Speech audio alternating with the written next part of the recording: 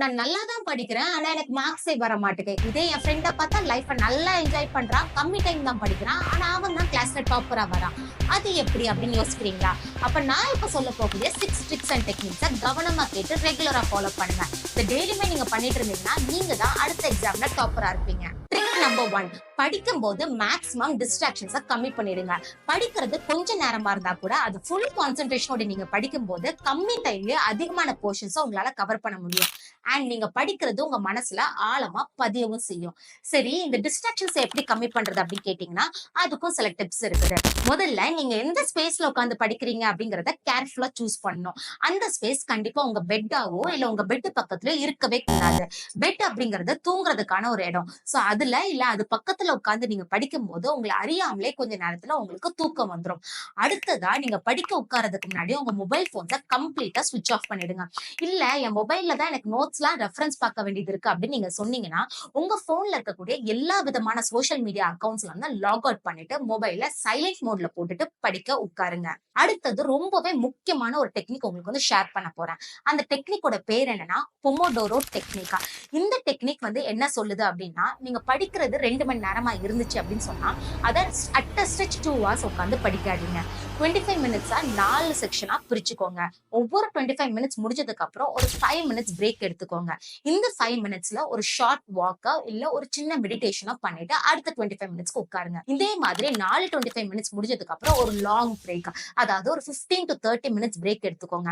இதுல உங்களுக்கு தேவையான அளவு தண்ணி, நல்ல ஒரு பேலன்ஸ் டயட்டை வந்து சாப்பிட்டுட்டு உங்க மைண்ட ஃப்ரீ ஆக்கிட்டு அடுத்த 2 ஹவர்ஸ்க்கு உட்கார முடியும். இந்த மாதிரி உங்க மைண்டுக்கு அடிக்கடி ஷார்ட் பிரேக்ஸ் நீங்க கொடுக்கும்போது அது ரொம்பவே காமா ஸ்ட்ரெஸ் ஃப்ரீயா இருக்கும்.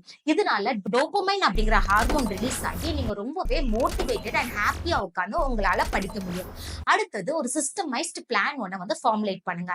இந்த பிளான் எப்படி இருக்கணும்னா, ஒரு சப்ஜெக்ட் எடுத்துட்டா அதுல எத்தனை சாப்டர்ஸ் இருக்கு, ஒவ்வொரு சாப்டரும் படிக்கிறதுக்கு உங்களுக்கு எத்தனை மணி நேரம் தேவைப்படும், அது முடிச்சதுக்கு அப்புறம் அந்த சாப்டர்ஸ் ரிவைஸ் பண்றதுக்கு உங்களுக்கு எவ்வளவு மணி நேரம் தேவைப்படும், இது எல்லாத்துக்குமே முன்கூட்டியே நீங்க பிளான் பண்ணி வச்சிட்டீங்கன்னா உங்க மைண்ட் ரொம்பவே காமா உங்களுக்கு படிக்கிறதுக்கு உதவும். ட்ரிக் நம்பர் 2 பாட்டிட்டோ பிரின்சிபல் கேள்விப்பட்டிருக்கீங்களா?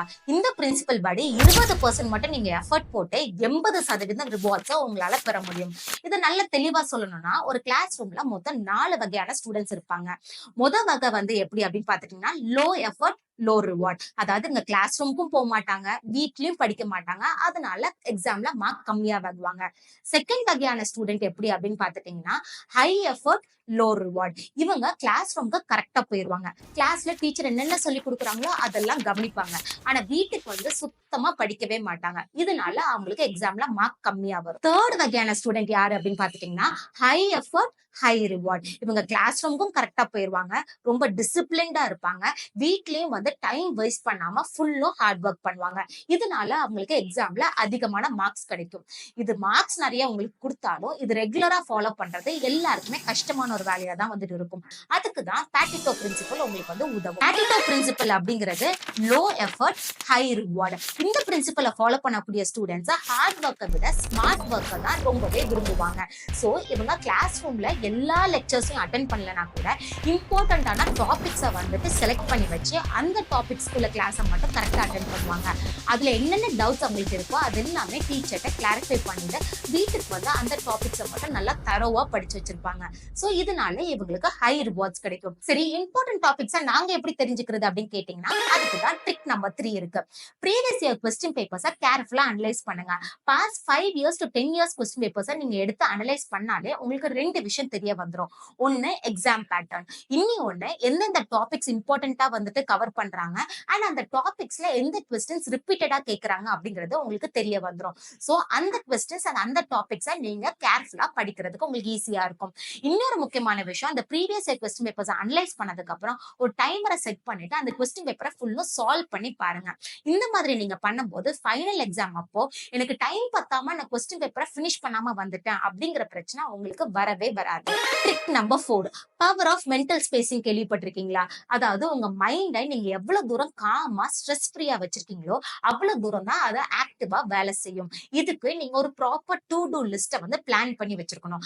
அந்த லிஸ்ட்ல ஒரு நாள் நீங்க செய்ய செய்யக்கூடிய எல்லா விஷயங்களும் வந்து கவர் ஆகணும். அது நீங்க தூங்குறதா இருந்தாலும் சரி, எப்ப படிப்பீங்க, எப்ப சாப்பிடுவீங்கன்னு எல்லாமே உங்க மைண்டுக்கு ப்ரீ பிளான் பண்ணி நீங்க குடுத்துட்டீங்க அப்படின்னு சொன்னா, உங்க மைண்ட் அந்த டைமுக்கு ப்ரிப்பேர் ஆயிட்டே வந்து இருக்கும். இதனால உங்க மைண்ட் கிரவுடடா இல்லாம ஃப்ரீயா ஃபுல் கான்சன்ட்ரேஷனோட வேலை பார்க்கும்.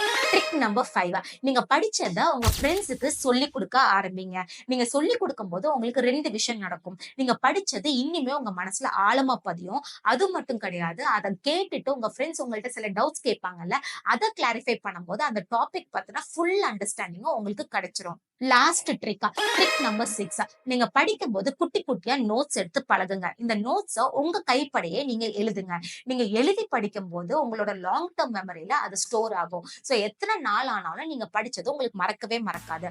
அது மட்டும் கிடையாது, எக்ஸாம் அப்போ ஃபுல் புக்கையும் எடுத்து நீங்க ரிவைஸ் பண்றதுக்கு பதிலா இந்த நோட்ஸ் எடுத்து நீங்க ரிவைஸ் பண்ணிட்டாலே உங்களுக்கு எல்லா பாயிண்ட்ஸுமே ஞாபகம் வந்துரும். That's it.